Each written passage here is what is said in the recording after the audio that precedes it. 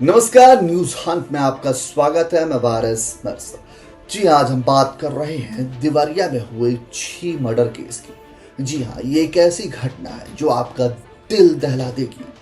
जी हाँ, देवरिया में जिस तरीके से जमीनी विवाद को लेकर हत्याएं हुई हैं वो दिल दहला देने वाली हैं। तस्वीरें देख के आपके रोंगटे खड़े हो जाएंगे। आखिर ऐसी भी क्या संपत्ति विवाद की जहां 6 लोगों की जान चली जाए और आसपास के लोग तमाशाबीन बने देखते रहें। आइए आपको बताते हैं पूरी वार्ता। देवरिया हत्याकांड, 20 मिनट में 6 लोगों का मर्डर, कैसे शुरू हुई मारपीट और बिछ गई लाशें।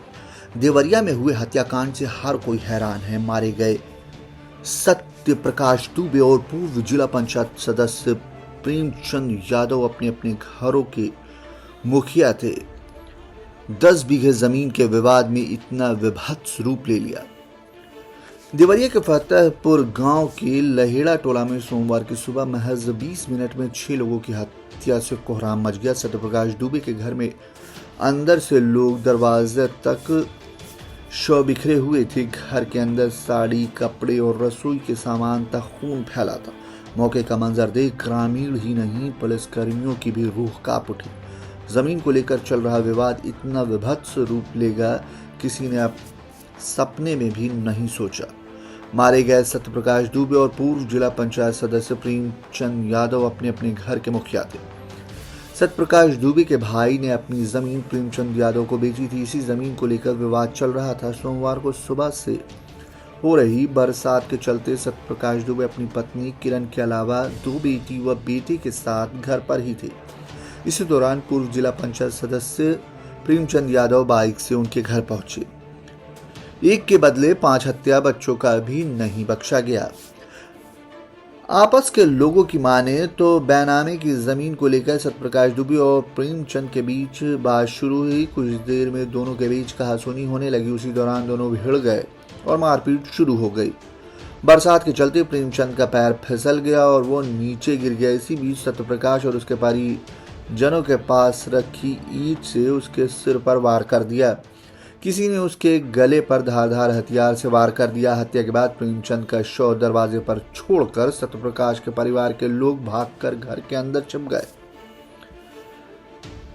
उधर इसकी जानकारी प्रेमचंद के भाई रामजी यादव को हुई तो उसने कुछ बाहरी और गांव के अपने समर्थकों के साथ सत्यप्रकाश के घर पर हमला बोल दिया। हमला हाथ में लाठी डंडे, लोहे की रॉड, असलहा और धारदार हथियार लिए हुए थे। हमलावरों ने घर से खींचकर सत्यप्रकाश दुबे की दरवाजे पर ही हत्या कर दी। कमरे में मौजूद उनकी पत्नी किरण को मारने पीटने लगे।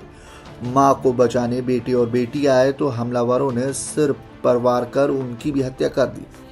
हमलावरों ने किरण का गला रेत दिया।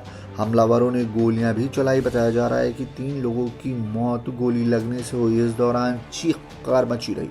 हमलावरों ने नरसंहार को अंजाम देने के बाद मकान में जाकर तोड़फोड़ की।